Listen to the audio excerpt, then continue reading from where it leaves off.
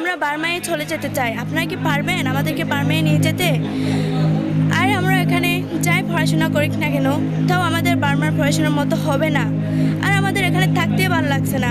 আমাদের বার্মার বাড়িগুলো হচ্ছে অনেক বড় বড় ফ্ল্যাট আছে এখানে তো আমরা তেল ফাড়ে ছানি। কতদিন থাকবো আমরা এখানে?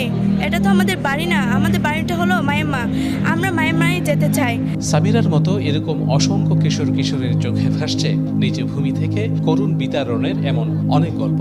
7-8 বছর কেটে গেলেও আজও তারা ভুলতে পারছে না সেই ভয়াল স্মৃতিগুলো। অবশ্য যত কষ্টই হোক, নিজ দেশে ফিরে যাওয়ার আশাও ছাড়েনি তারা।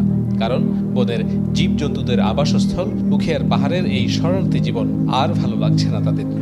হাতের ঘর কোনো বড় না, অনেক কষ্ট করে আমরা জীবন করি এই রিফিউজি ক্যাম্পে।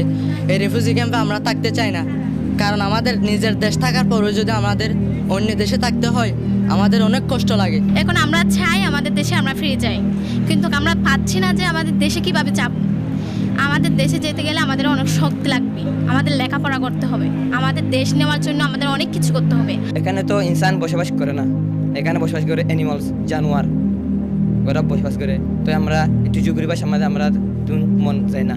আমরা এখানে পড়ছি ফর্না ফরে বাদে পরমাস যায়া আমরা দেশ আমরা চাই।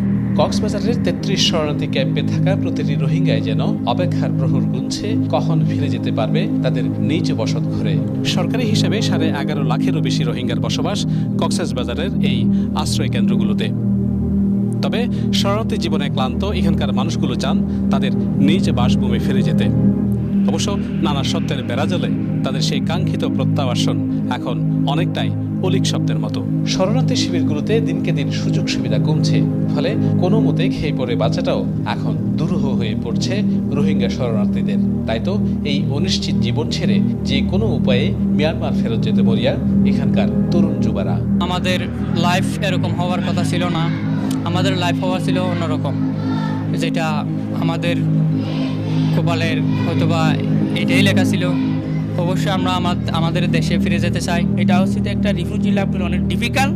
আমরা হায়ার এডুকেশনের জন্য আমরা কোনো ফেসিলিটি পাচ্ছি না। সেই জন্য যাই হোক আমাদের দেশ আমাদের লাগবে। আমরা যেখানে এখানে থাকছিলাম, আমাদের দাদা আর দাদা, আমাদের সব লোক, আমাদের রোহিঙ্গা জাতি এই আরকান রাজ্যতে বসবাস করত।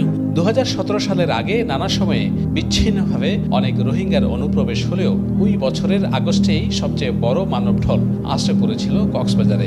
সরকারি হিসেবেই সেই সংখ্যা 5 লাখেরও বেশি। পরে সেই সংকট কাটাতে নানা উদ্যোগ নেওয়া হলেও 2024 সালে পট পরিবর্তনের পরই ডক্টর ইউনূস সরকার রোহিঙ্গাদের দেশে ফেরাতে নতুন করে স্বপ্ন দেখান। এই বিদ্যুৎ ফেরতান্ন সাম্মরিদুত যেন আমরা নিজের বাড়ির দিকে ঈদ করিতে পারেন।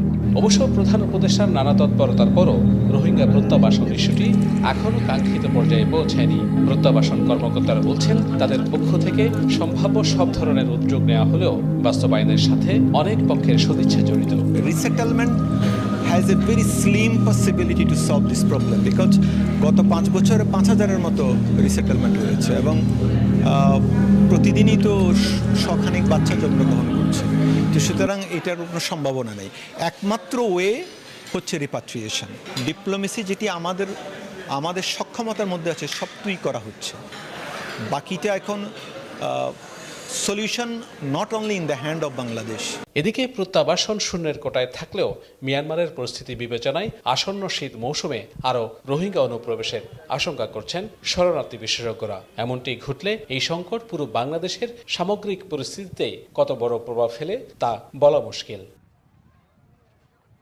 Shahnaz written, one news, Cox's Bazar.